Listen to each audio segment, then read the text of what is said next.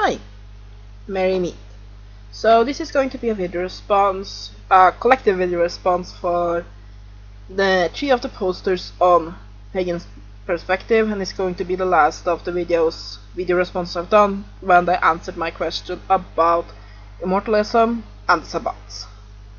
So yeah, I've made some notes of what I wanted to reply on, so if I read on the screen while talking, I have to excuse that. And also please forgive me for being so late with getting these responses up. It's just been I have had a lot to do and so on, and I wanted to rewatch the videos in question before I answer them so I could make these notes. So let me begin by answering Purple Killjoy. And first of all, I wanted to address that I think he has misunderstood my question a little bit, because I wasn't that much answering whatever or not Immortalism would work well together with Wicca, or if it would fit within the Wiccan context, because I am not Wiccan. I am a neo-pagan who has taken, well, rather I'm a Chaot who has neo-paganism as one of my main paradigms, and I have taken a lot of inspiration from Wicca. I was Wiccan once, but I was Wiccan like for 2 years before I found that there was a lot within the religion that doesn't fit me. For example, I'm a left-hand path practitioner, and Wicca definitely is a right-hand path religion, and I'm also not agreeing with, for example, the threefold law. There's a lot of things within Wicca that I don't agree with, therefore I don't consider myself to be Wiccan. I do practice the Sabbats because I feel that honoring these festivals were basically based on much older rituals that were practiced long before there was a Wicca is a good way to deepen your relationship with nature and with the energies of the gods and with energies used in magic. So my question was not whatever or not Immortalism would fit within the concept of Wicca, because I agree it's not a very good fit. Not that you couldn't be an Immortalist and a Wiccan, but that it's not a very good fit. What I basically been asking is, do the energies that you work with when practicing, when celebrating the Sabbats, which is very much a celebration of life, death and rebirth, go against the energies I work with when I practice for my Immortalist rituals? Basically, the way I see that you do magic is that you try to push things the right direction, so that, yeah, let's say I want to do a spell for weight loss, so I might do 2 or 3 different kinds of spells for it, and as long as the energies work the same way towards weight loss, then it basically everything is pushing the cart in the same direction. But if I then did a ritual that were more attuned to gaining weight, for example, then that energy would also be pushing this way, and the energies of the weight loss spells will be pushing this way, and they would be pushing against one another instead of everything moving smoothly. And basically that's what I've been worrying about, whatever or not my Immortalist magic will then work negatively together with the energy of the Sabbats. That's my question, not whatever or not it would fit into the greater concept of Wicca, since I am not Wiccan. I'm neo-pagan but not Wiccan. Okay, the next point I wanted to address was vampirism. So yeah, I also consider myself to be a psychic vampire.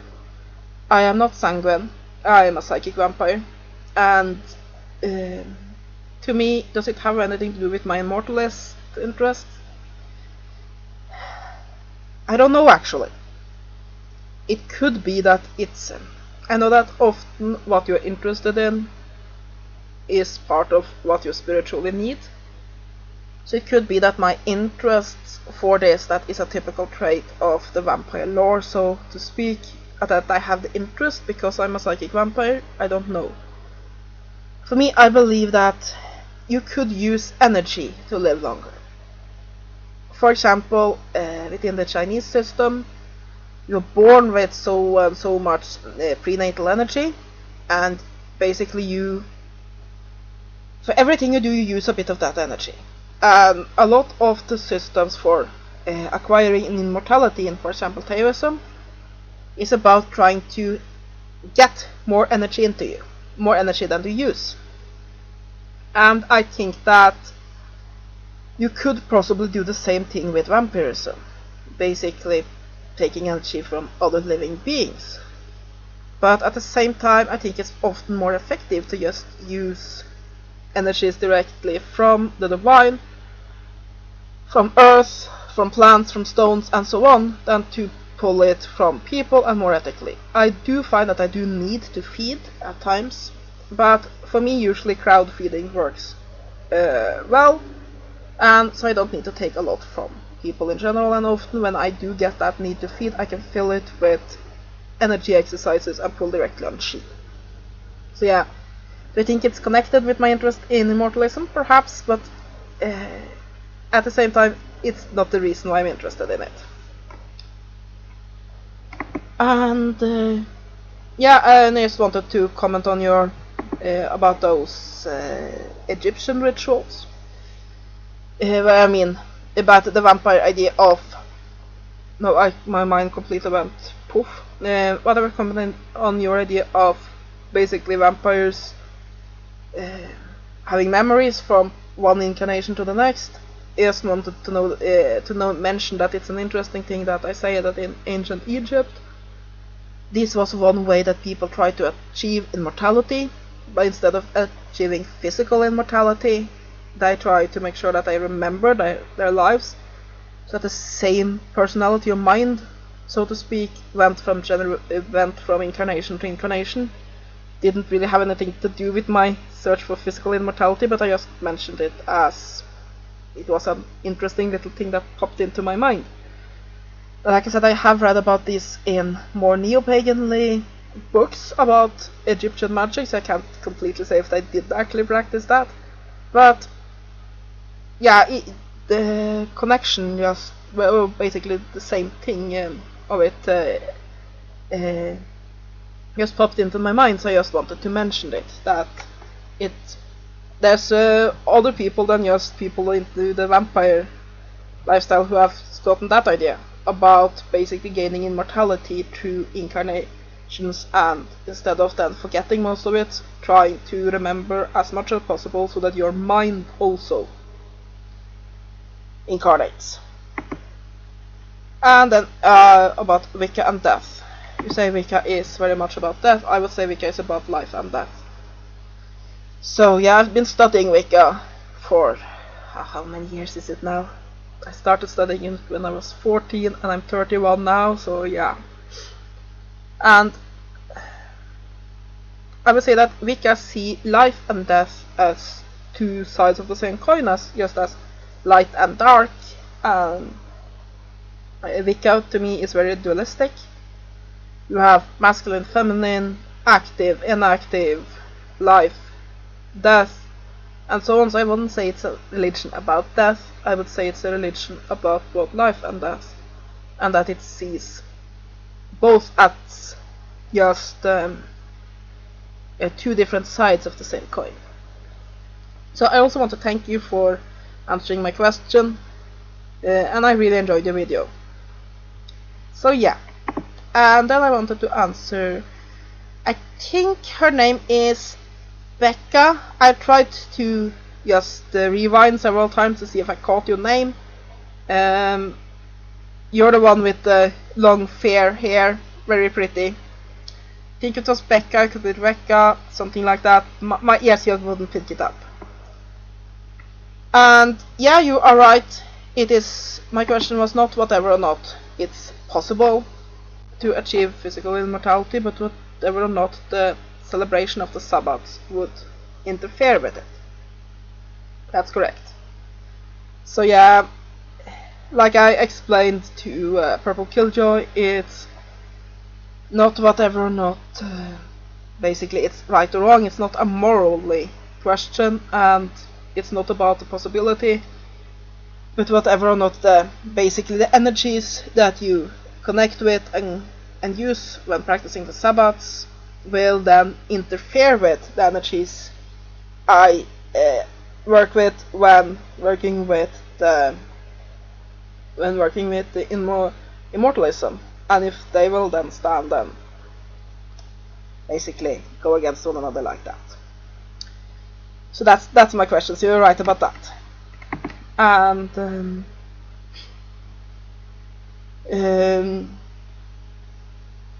yeah, so it's about the energy of it. Basically, will the energies interact poorly with one another? Because then, well, that was one of my lessons from my teacher. Basically, mix everything. He doesn't use the term chaos, at least not to me, but they're very eclectic. And basically, so I asked him, could I mix everything? And say, yeah, you can mix everything, you just don't have energies directly interacting with one another, because then basically you're just weakening your own magic. So yeah, in my reply to Purple Killjoy, I had something about that as well. And yes, I do believe there could be definitely a conflict between if you're going to try to practice Wicca straight up and Immortalism, because like I said, Wicca is very dualistic, so you have the life, death thing, and I think that trying to eliminate the death thing, I think that you will get the same kind of conflict that you might get with, for example, the anesthetic Wicca, that is very female based, because then you sort of ignore that dual nature of it. Because I feel that Wicca is very much about dualism, so that being a straight up Wiccan can be very difficult for one who is an immortalist. I'm not saying it's impossible, but I think it can be difficult because basically it's about balancing. It's the weight, what do you call it, the measuring instrument? Yeah, the scales. Basically, masculine, feminine, life, death, basically balancing the scales of it. And that when you want to focus on one thing over the other, like I focus on life rather than death, there is an imbalance there, and that is against the Wiccan principles. Like I said, it would be the same as if you focus just on the god or just on the goddess. You get an imbalance, and while it's not morally wrong, I think it goes against the concept of Wicca. But like I said, I'm not Wiccan. I practice a lot of Wiccan rituals, and my spirituality is inspired by Wicca, so I call myself Wiccanish. But I'm not Wiccan, because there is quite a few things within Wicca that I personally don't agree with, and my personal views differ so much from Wicca that I don't think it would be right to refer to myself as Wiccan. And yes, it is that you ask if the problem, I think, if basically it's reinforce the idea of life, death and rebirth to celebrate the Sabbats, and yes, that's exactly what I'm worried about, that celebrating the Sabbats, and also to a lesser extent the Esbats, basically that circular, those circular yearly rituals, if that enforces the energies of life, death and rebirth. And yeah, that's what I am worried about, because my job as an immortalist, since I'm doing things that many people wouldn't even consider possible, is difficult enough without basically working against myself. So yeah, again, to you too, thank you so much for answering my question, and I really enjoyed your video. And then my last reply is to excuse me, my cat is scratching the furniture. Mod, please don't do that. yeah, if you just have a look here, here's my kitty. Want to say hello to the people on YouTube? No, she obviously don't. Anyway, then it's my reply to Dancing Rabbit. So yeah, I have to say that I really learned a lot from your reply, and I got a lot of good ideas. So I really enjoyed your video, and thank you so much for answering me. So yeah, let's see. Like I said, I have some notes of what I wanted to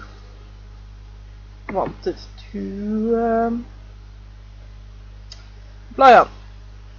So first let me say, yes, you are right about what an immortalist is.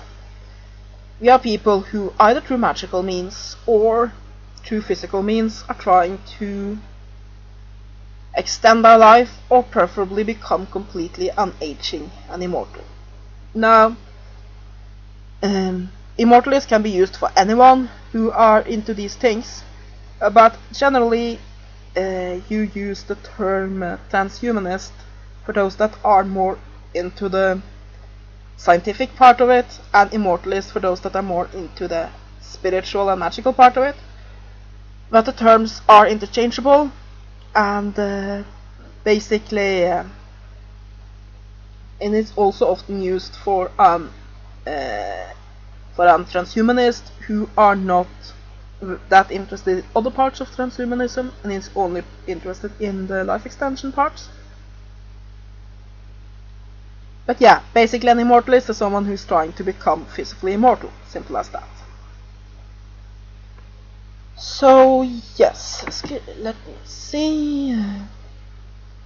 And let me just clarify one thing, and that is, I don't think death is a bad thing and in itself.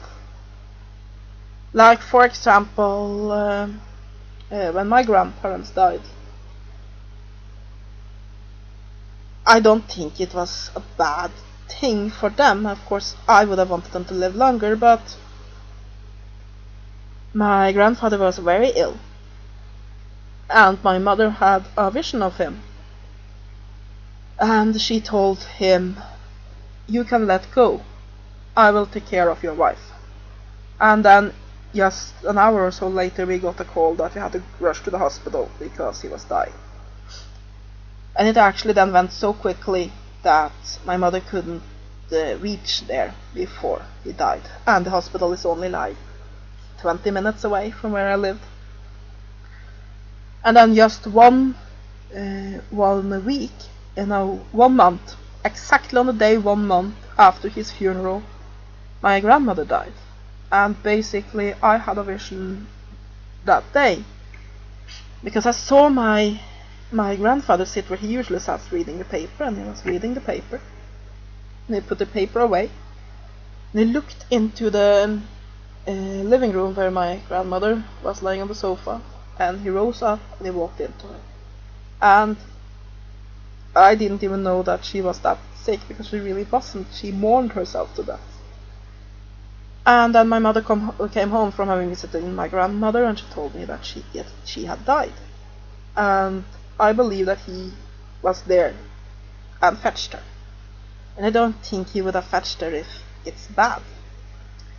And also, right before she died, my mother asked my grandmother how she was feeling, and she said, "Now I'm fine." So I don't think death in itself is bad. It's not just something I want for myself. Basically it has to do with time. Basically I want the time to do whatever I want.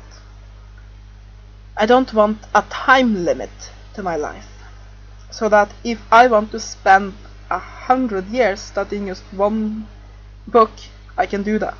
If I want to just do nothing for 100 years, I can do that. Basically I don't want a time limit to my life. I want to live as long as I desire to. And also, the thing that I do think is bad is aging. And I know that I might piss some people off by saying it, but really I do see aging as a disease. Because basically what it does is that for the last 10 years of your life at least, sometimes 20, you are extremely much reduced. Like I saw my grand aunt not long ago age and die, and on the end she couldn't do any of the things she wanted to do anymore. Basically, I'm not saying that it's bad to be an old person. I'm saying that the aging itself, getting sick, getting weak, that is an illness. And I want to avoid that for myself. I'm not saying, like I said, that death is bad in itself. And I think for many people it is an important spiritual thing. And I think also that for some people, knowing that their life is finite helps them actually get going and moving on with their lives and not just sitting twiddling their thumbs. I don't think death in itself is bad, but for me it's bad. So I just wanted to get that out there. I'm not anti-death, I'm just anti-death for me. See, I've been rambling for some time, but I still have a bit to go. Yeah, like I've commented on to the other two, it's about the energy problem. Basically, will the Sabbats create an conflicting energy with my life extension work? I don't think I have to go into that in detail again because I mentioned it earlier in the video.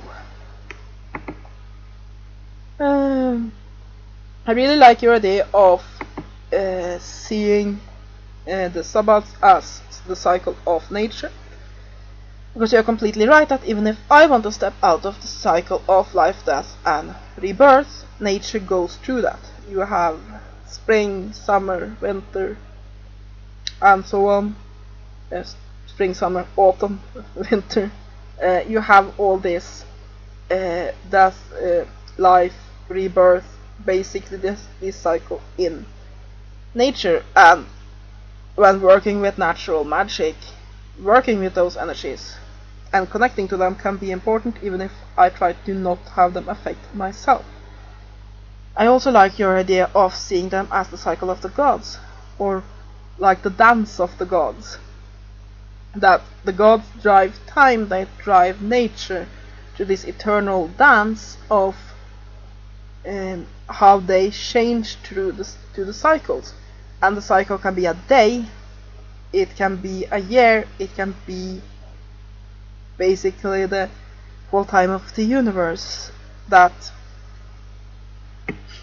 basically how they fit together. That first the goddess is the mother of the child of promise, and then eventually he grows up, becomes a powerful man and becomes her mate, and then eventually he is sacrificed for the good of every living thing, and then she goes into the underworld, becomes pregnant with him again, and gives birth to him anew. And basically that cycle, which is the dance the gods use to drive everything around, and I think that's an important part of my spirituality, at least. And I can definitely see how I can worship that and celebrate death and not celebrate death in myself. So I really like that point. So I also like the idea of seeing the Sabbats as a way to honor one's ancestors. Like I said, my grandparents, who have no past, and my other ancestors and so on, basically using it a way to using some of the Sabbats as ways to honor those who have gone before. I definitely like that idea, and I do think that we owe so much to our ancestors that their spirits should be honored. So I really like that idea.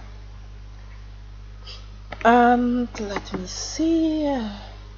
I also like your side comment about your paganism for you being a way to make the world better, if not in spectacular ways, then just doing your little part to make it better for everyone. And I think that for every positive religion, that is what we do. And I think it's an important thing to keep on the forefront, that basically one of the most deep and meaningful ways of worship is actually simple acts of kindness.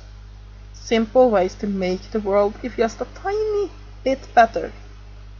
And I think that if every human being on this planet had that in their mind, that they were gonna make the world just a tiny bit better. I mean, if there's nothing else you can contribute with than a smile to a stranger and perhaps making their day a little bit brighter, do that. If everybody tried to do what they could to make the world just a little bit better for everyone, then we would have a much better world. And I think that for any religion, whatever, not you're Wiccan, Christian, Muslim, Hindu, Buddhist, whatever, then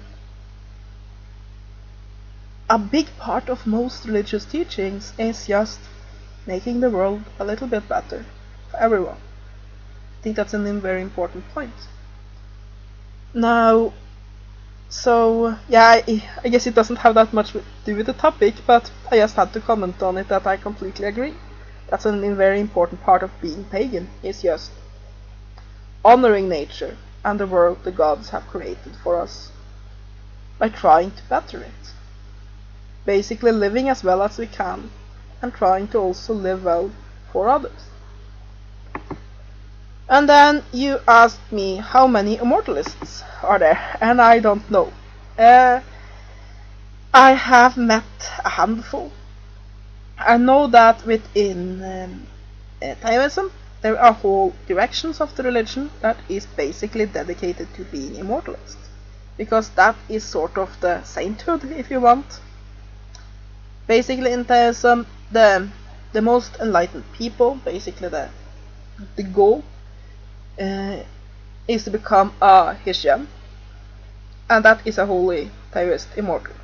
Basically, one of the beliefs is that the combination we have now of flesh, mind and spirit is holy in itself, and that yes, while the spirit might move on and the mind might move on and so on, and these things are not lost upon death, the combination of it, the being that we are in this life is, and that being in itself is holy, and that one should preserve it as long as possible. So there's whole directions within Deism that's dedicated to seeking immortality. So you have a whole bunch of immortalists there. But of other people who are into immortalism, I know there's one vampire religion that's into it.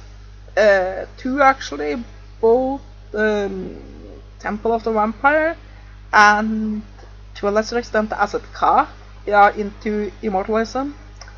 And other than that, I've met a handful of people. It's not a huge group.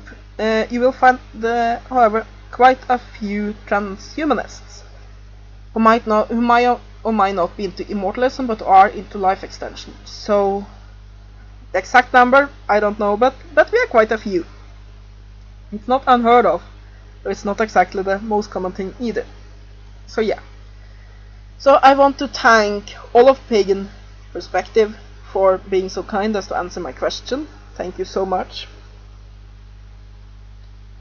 And I really enjoyed your replies. It's given me a lot of information and a lot of things to think about, and it has really helped me.